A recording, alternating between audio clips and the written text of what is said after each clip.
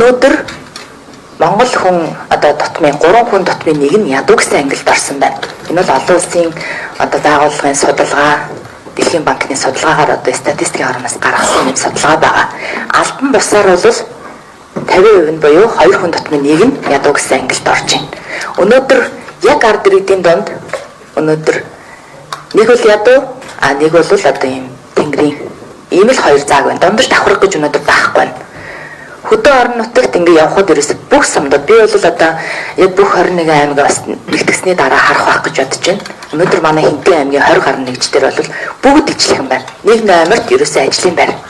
Өнөөдөр залуучууд сумандаа одоо аймагта сайхан амьдрмаар байна. Өнөөдөр төрөөс бид нар халамж нэхийгээ зүгээр ажлын байр юм л бий болгоод өгчих гэж. Үнэхээр гуйж байна. Залуучууд бүр гуйж байна.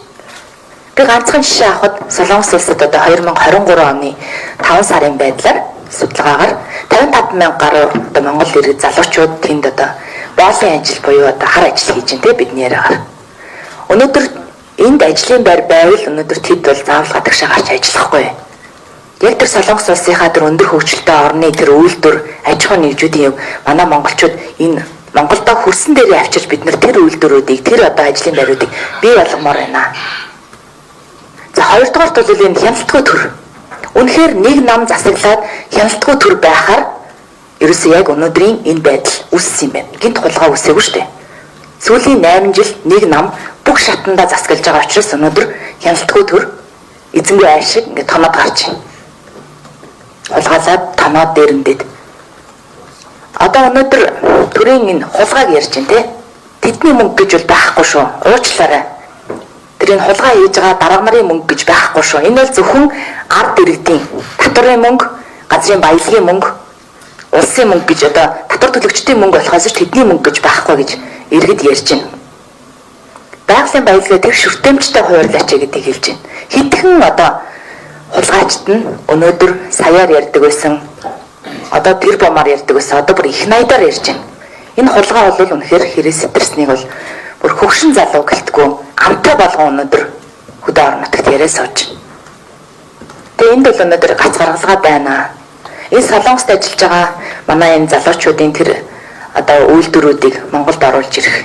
Тэг хөрсөн дээр одоо энэ их төсөв, энэ их одоо мөнгийг өнөөдөр ажлын байр бий болгох асуудал зарцуулмаар байна. Тэр өнөөдөр ажлын байр бий болох үүрэгтэй.